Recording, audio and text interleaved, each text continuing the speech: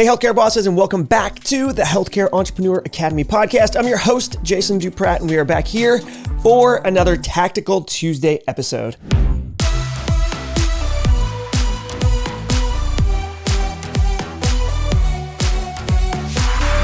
On this episode, we're going to talk a little bit about why side hustles should only be in your vocabulary when you are first getting started in business.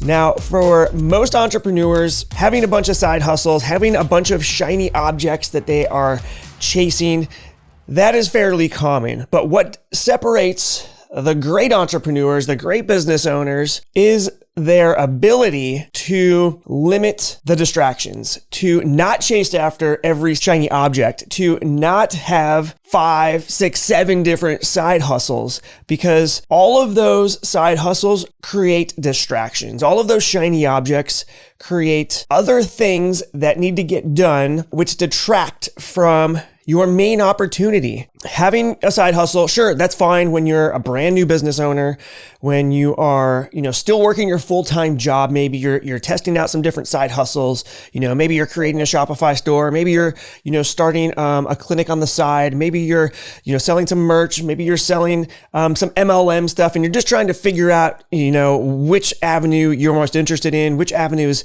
sort of path for you to follow. But at some point, you have to narrow your focus, right? What separates the great businesses from the mediocre businesses or the average businesses is the owner's ability to stay focused. As you move up in levels of entrepreneurship, this gets harder and harder and harder. You would think that maybe it gets easier. It's the exact opposite actually happens, because once you have created a business from nothing, maybe you've created 2 or 3 businesses from nothing, and you have the skills to not only start a business, but grow a business, opportunities start to come knocking. The opportunities are everywhere. And the challenging thing about being an entrepreneur who can put things together, who can assemble these resources and create businesses and do it well, is that as you get better, the opportunities get bigger. And so it's no longer, a small carrot dangling in front of your face in terms of an opportunity. It can sometimes be a huge chest of gold, potentially, that somebody shows you and says, "Hey, I've got this opportunity. Why don't we work on this together?" Or here's a great idea. Let's pursue this. It is very, very hard to stay focused and pursue that one goal. And part of how you do that is to not only pursue the business model and the business mission that you are interested in, but it should have a mission, right? It should have something that you are passionate about, something that's more than just money, because that is going to help you stay focused. If you can always go back to the mission and the vision, and then you also have that passion for that particular business, you're going to be much, much more inclined to stick with that business and be able to avoid the shiny object trap. Now, there's a quote from a guy named Neil Strauss, and he says, "Success comes down to doing the obvious thing for an uncommonly long period without convincing yourself that you are smarter than you are." And that is where the average business owner completely fails. It is really, really simple to win in business. The problem is that most people do not do the simple things that it takes to win in business, because they get so distracted in doing a bunch of things, starting these side hustles, having, 3, 4, 5, 6, 7 businesses that all detract from their main focus. So if you haven't mastered, the business basics, the simple things in business, if you are not a complete master of implementing those in your own business right now, things like SEO, search engine optimization, if you're not a master of creating great sales funnels, creating upsells and downsells, if you're not a master of understanding your business metrics and KPIs and understanding paid ad metrics like return on ad spend, like lifetime customer value, all of these things, if you're not a master of creating and optimizing great sales scripts for your sales team to implement, if you're not great at recruiting good talent and screening that talent, if you're not good at creating systems and procedures for your business, if you're not good at all of the business basics, you do not and should not be starting another business. You don't need to be chasing those shiny objects.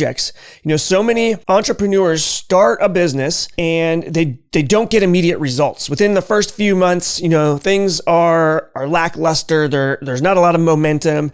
And the problem is that they go and chase the next object, the next shiny object, the next opportunity, and they haven't yet mastered the basics. So when it comes to running a business, the business basics are the things that most businesses they simply don't do. And if you've learned the basics and implement them, you are basically filling the holes in your business. And if you fill every single hole in your business, you will grow by default because your competitors are most often times not willing to invest their time into filling the holes in their business, into focusing on getting really, really good at all those small details that are very simple within their business. Because getting really good at the details of simple things, let's face it, it's somewhat boring, right? It's chasing that new opportunity, that bottle of gold, that bucket of gold at the end of the rainbow.